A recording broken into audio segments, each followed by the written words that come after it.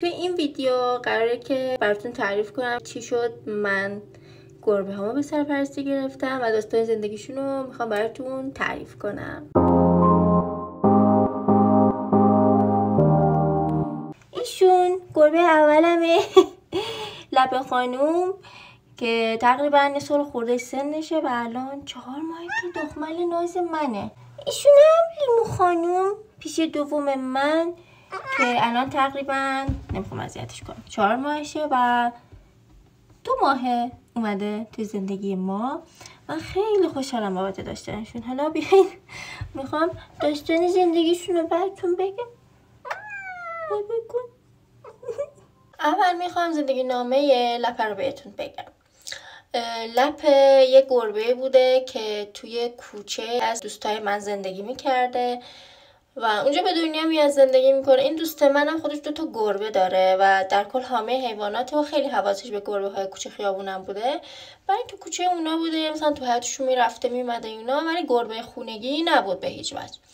ولی در کل ذاتش یه گربه‌ای بود که نمیتونه در خودش زیاد دفاع کنه، اون قمص گربه های دیگه شجاع اینا نبوده و یه جوری میشه گفت نسبت به گربه های دیگه مظلوم تر بوده. یه روزی یه از خدا بیخبری میاد و حالا چه خواسته یا ناخواسته ما قضاوت نمی کنیم و نمیدونم، لپه رو زیر میگیره و متاسفانه 2 تا از پاش میشکنه و به اصطلاح فلج میشه. لپه خانم داستان ما کلا توانایی راه رفتنش رو از دست میده و به کمک مراقبت اون دوستم و حالا عملایی که میشه و اینا بعد 4-5 ماه حالش خوب میشه دیگه، مثل گربه میتونه بره و بیا، ولی خیلی ترسو، خیلی ترسو. یعنی هنوزم وقتی تو خونه یه جوری یه صدایی بیاد موقع غذا خوردن، صدایی غیر از صدای ما بشنوه، این گربه غذا نمیخوره و میترسه میره گوشه قایم میشه. اینکه حال لپه خوب میشه براش دنبال سرپرست میگردن چون خودش توانایی نگهداریشو واقعا نداشته. بعد یه نفر پیدا میشه میبرتش، ولی متاسفانه عصر جمعه میاد این گربه رو دم در خونه اون دوستم میذاره و میره و بهش میگه من توانایی نگهداری ازشون ندارم. داستان ما با لپه هم دقیقا همینجا شروع میشه. عصر جمعه بود، یعنی تقریبا شب شده بود، ما بیرون بودیم و این دوستم بهم زنگ زد گفت یه گربه دارم که سرپرستش متاسفانه اونو نمیخواد، من الان فقط یه پناهگاه میخوام که این گربه اونجا باشه و بتونه در امان باشه تا براش یه سرپرست پیدا کنم. و منم قبول کردم و خیلی یهویی لپه وارد زندگی ما شد، خیلی یهویی.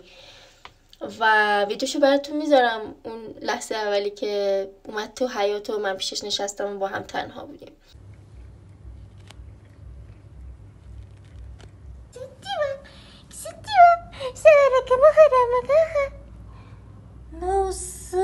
تو پیشی منی.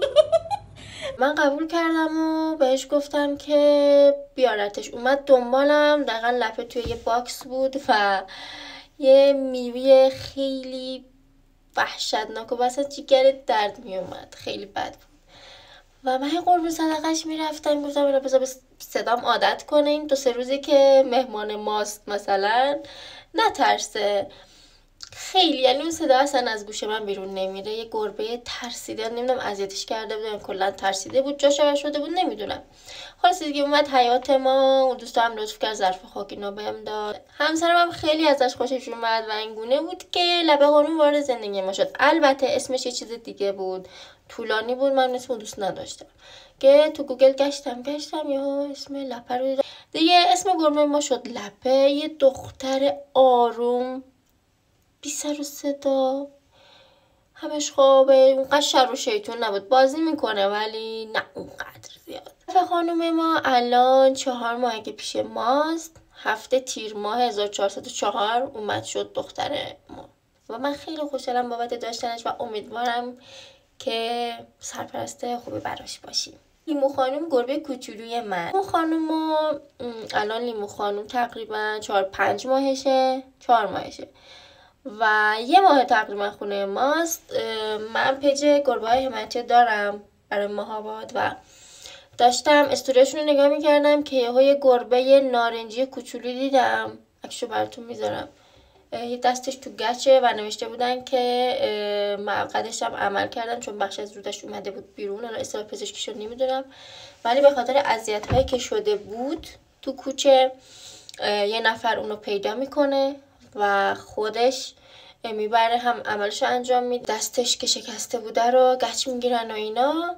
خلاصه وقتی عکسشو گذاشتن دنبال سرپرست میگشتن. من خیلی گربه نارنجی دوست دارم واقعیتش. انقدر این گربه یهویی انگار من 100 سال بود اون گربه رو میشناختم.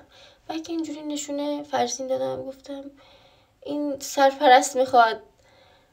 اونم یه دل نصد دل دقیقا مثل من عاشقش شد و ما تصمیم گرفتیم که دومین گربه‌مون رو بعد از 1 ماه به سرپرستی گرفتن گربه اولمون، گربه دوممون هم به سرپرستی بگیریم. من به اون کسی که لیمو رو پیدا کرده بود پیام دادم. من ساعت 10 شب رفتم دم در خونه‌شون که لیمو رو ببینم.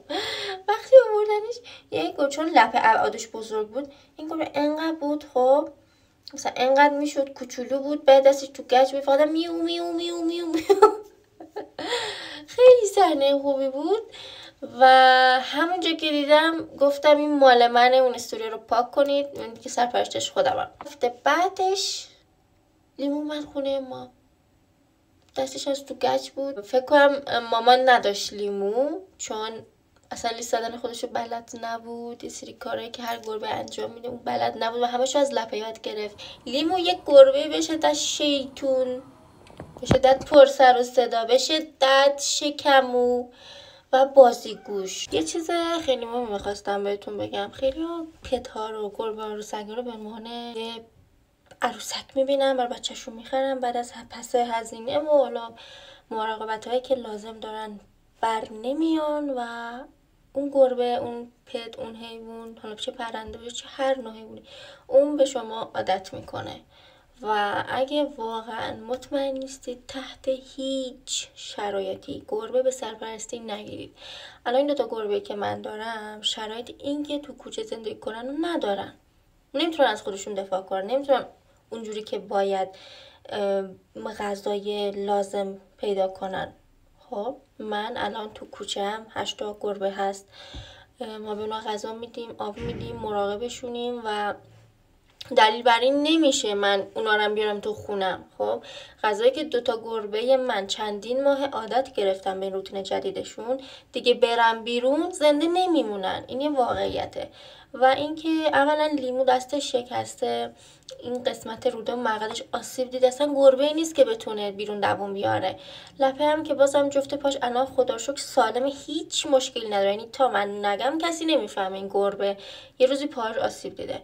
ولی اون ترسی که این گربه داره نمیذاره از خودش دفاع کنه. و یه نکته دیگه، حتما اگه پت خونگی هم توانش و شرایطشو نداری نگهداری، گربه تو خیابون خیلی مظلوم ترن. این گربه میدونه که من بهش غذا میدم، آب میدم، خیالش راحتی میگیره میخوابه، ولی گربه هایی که توی کوچن نه. پس حتما همیشه همراهتون غذا خوش داشته باشید، اگه در توانتون هست برشون کنسرو بگیرید یا غذا آماده کنید. بیایید بچه‌های خودتون و اطرافیانتون سعی کنید بهشون یاد بدید که حیوانات کوچه خیابون آزار ندن، بهشون سنگ پرتاب نکنن. این بود از داستان 2 تا گربه های من که سرنوشتشون چی بود و چجوری شد که من به سرپرستیشون گرفتم. امیدوارم که خوشتون اومده باشه. هر سوالی داشتید در مورد گربه های من، در مورد گربه داری به هم بگید و خیلی ممنون میشم کانال منو دنبال کنی، برام کامنت های خوشگل بذاری که بتونم ویدیوهای جدیدتر و بیشتری براتون بگیرم. خدافظ.